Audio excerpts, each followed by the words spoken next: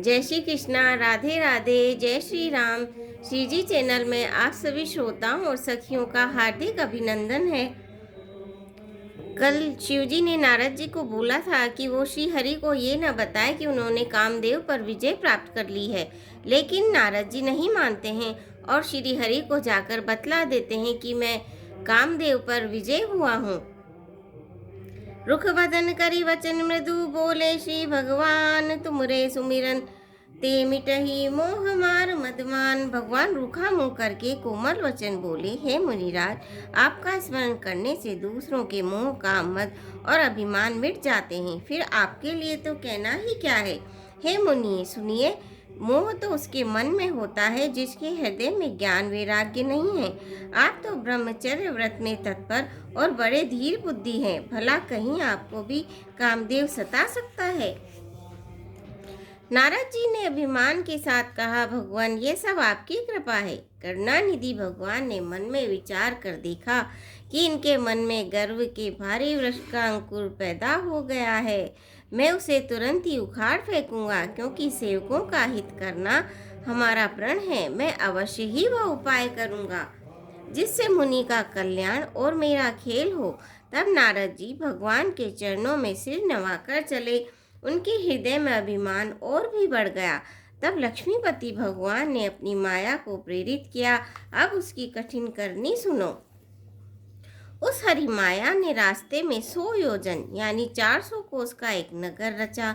उस नगर की भांति भांति की रचनाएं लक्ष्मी निवास भगवान विष्णु के नगर वैकुंठ से भी अधिक सुंदर थी।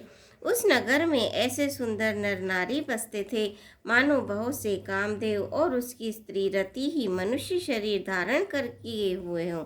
उस नगर में शील निधि नाम का राजा रहता था, जिसके यहाँ असंख्य घोड़े, हाथी और सेना के समूह थे। उसका वैभव और विलास 100 इंद्रियों के समान था। वह रूप, तेज, बल और नीति का घर था। उसके विश्व मोहिनी नाम की एक ऐसी रूपवती कन्या थी जिसके रूप को देखकर लक्ष्मी जी भी मोहित हो जाए।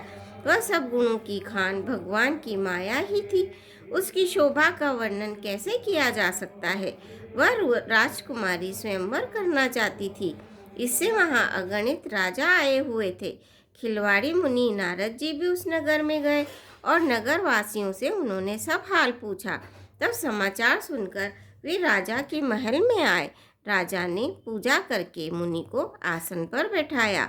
फिर राजा ने राजकुमारी को लाकर नारद जी को दिखलाया और पूछा कि हे नाथ, आप अपने हृदय में विचार करके इसके सब गुण दोष कहिए।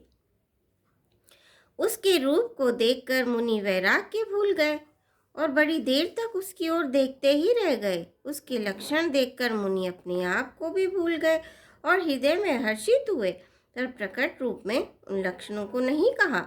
लक्षणों को सोचकर वे मन ही मन कहने लगे, जो इसे ब्याहेगा वो अमर हो जाएगा और रणभूमि में कोई उसे जीत न सकेगा। यह शील निधि की कन्या जिसको वरेगी, सब चर अचर जीव उसकी सेवा करेंगे। सब लक्षणों को विचार कर मुनि ने अपने हृदय में रख लिया और राजा से कुछ अपनी ओर से बनाकर कह दिया।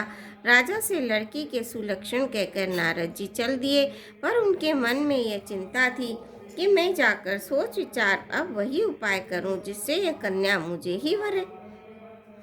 इससे इस समय जब तब से तो कुछ हो नहीं सकता। हे विधाता, मुझे यह कन्या किस तरह मिलेगी। नारद जी इस तरह के विचार अपने मन में लाने लगे।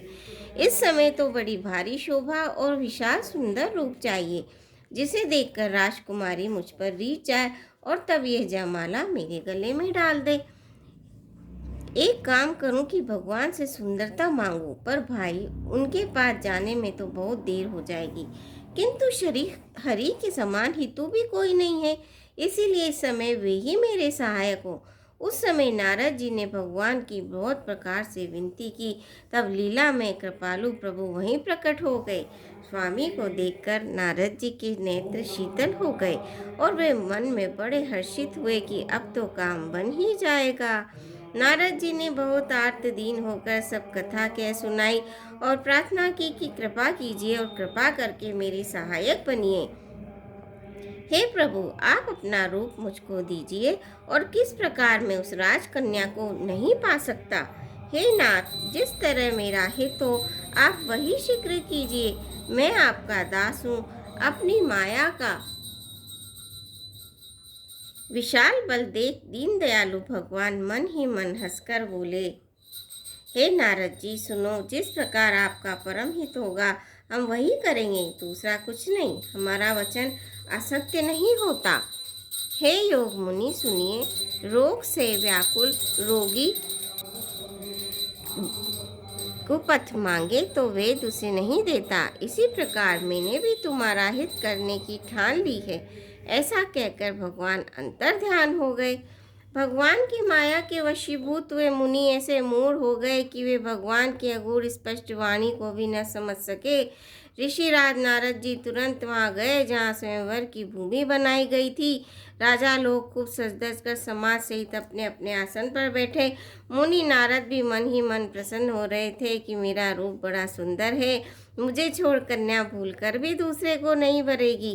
कृपा निधान भगवान ने मुनि के कल्याण के लिए उन्हें ऐसा कुरूप बना दिया कि जिसका वर्णन ही नहीं हो सकता। पर यह चरित्र कोई भी न जान सका। सबने उन्हें नारद ही जानकर प्रणाम किया। रहे तहाँ दुई रुद्र गण ते जानई सब भेऊ, विप्रवेश देखत फिरई परम कौतुकी तेऊ। सियापति रामचंद्र की जय, पवन पुत हनुमान की जय। मंगल भवनीय मंगल हारी, दबो सुदशरथ अजर बिहारी। दीन दयाल विरद संभारी, हरऊ नाथ मम संकट भारी। श्रोताओं, आज के लिए बस इतना ही। आपसे आशा है आप मेरे चैनल को सब्सक्राइब करेंगे, वीडियो को लाइक करेंगे, शेयर करेंगे। धन्यवाद।